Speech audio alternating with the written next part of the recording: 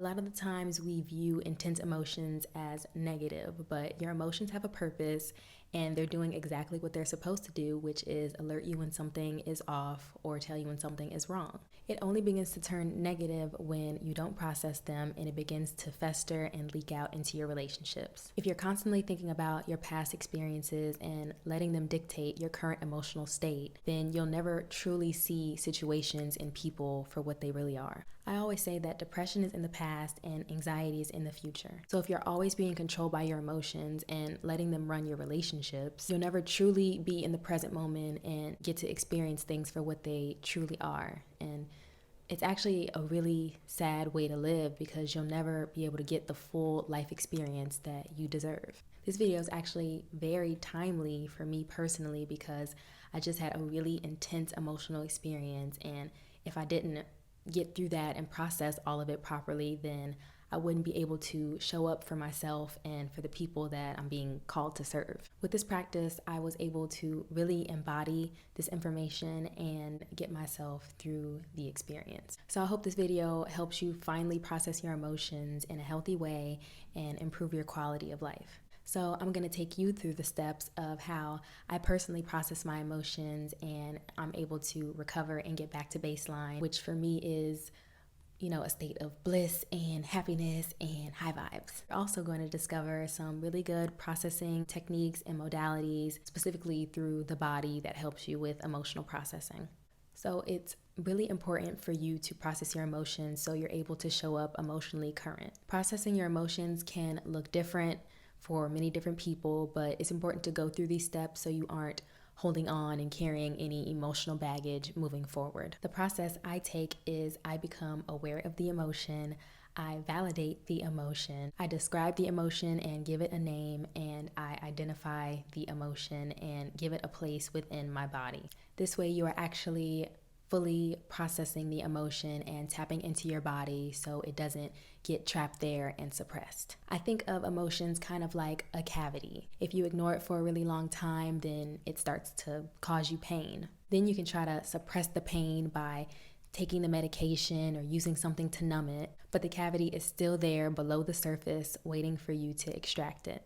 Similarly, with emotions, you may try to numb them with food or social media or video games or drugs or alcohol or whatever your vice may be. You may try to numb the pain and distract yourself and suppress it, but in order to become emotionally current, you have to really go deep and fully excavate that cavity so you can move forward with your life. If you don't, then it will just continue rotting away and it'll start to show up in different areas of your life and just leak out into your relationships or show up somewhere in your body.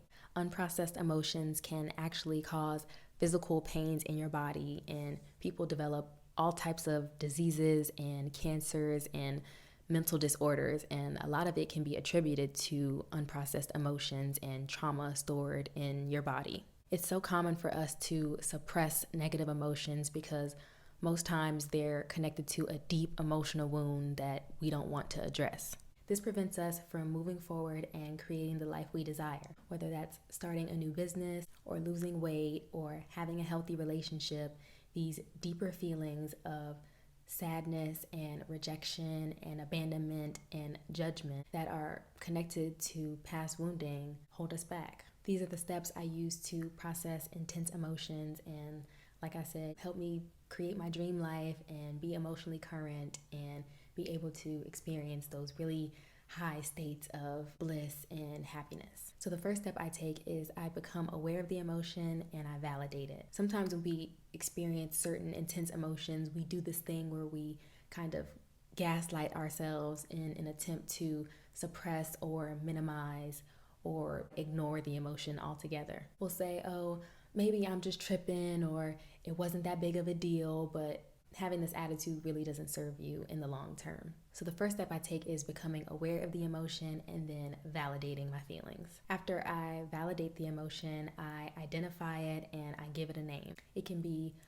I felt rejected when my partner didn't answer my phone call, or I felt abandoned when my friends left me at the party. Sometimes when multiple emotions are going on all at the same time, sadness, confusion, anger. It's hard to pinpoint it and give it a name, but really try and identify the exact emotion and give it a name, because it really helps on the journey to being able to process it. The next step is to feel and release the emotion. Most of us expend a lot of energy trying to prevent ourselves from feeling certain emotions, but it's actually been studied in neuroscience that you can only feel an emotion for up to 90 seconds. The 90-second rule states that when something occurs in your environment, like an emotional trigger or a red flag that puts you into fight or flight, the chemical process that happens in the body only lasts for 90 seconds. And anything after that is kind of the person just extending that emotional process. And that goes a lot into, your thoughts and, kind of that spiral. But just know that you can only experience emotions for 90 seconds. So allow yourself to fully feel the emotion, and that will allow you to process it fully so it doesn't get trapped in the body as, a stuck emotion. In my program, Higher Self Emotional Mastery, I go really, really deep into these processes and start to help uncover some of those core woundings and unmet needs that are tied to those emotions that keep coming up for you. I also go really deep into why you may be finding yourself in situations that activate your nervous system and cause you to be triggered and anxious and kind of trigger these feelings of rejection and abandonment. So that'll be linked below. I also offer one-on-one mentorship, and I guide you through a few of my processes that help uncover and release some of that emotional wounding and help get you out of the cycle of emotional reactivity and self-sabotage. So I'll leave that information down below, and you can contact my team. There's also this really amazing book that I have to share called The Emotion Code, and it describes exactly what I'm talking about in this video. Trapped emotions, how it can cause physical pains in your body and diseases and all types of things. And it gives different techniques as well in the book on how to release those trapped emotions. So I'll link that down below. That's a really good resource for you as well. So some really good ways of releasing emotions is somatic therapy, and that is similar to what I was talking about today, the mind-body connection and, feeling into where you may be feeling emotions in your body, and you can do that with a therapist. And another good one is breath work. So, kind of just breathing through things, helping you process your emotions and release them. Another really good one is yoga. And I've seen some really intense, I don't know if it's a new type of yoga, but I've seen people use, imagine you're in pigeon pose and you take a ball and you put it in your hip, and people are just crying and they're just fully releasing their emotions. So yoga is a really good one.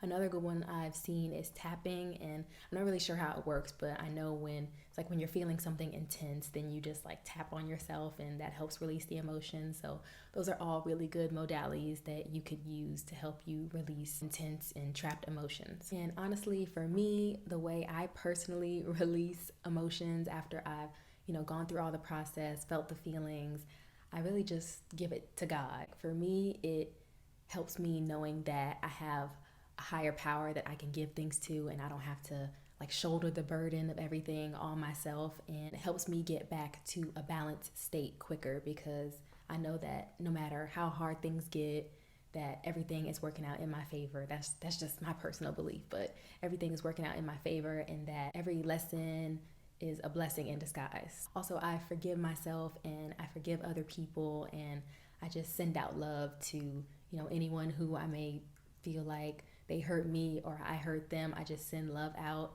and that way I can just have closure within myself. I pray that this video helps, and like below if it did.